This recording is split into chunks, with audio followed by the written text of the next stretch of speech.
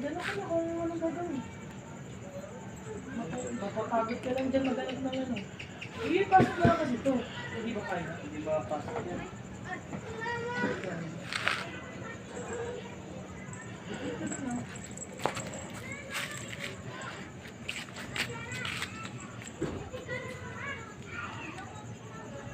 Hindi pa yung susi.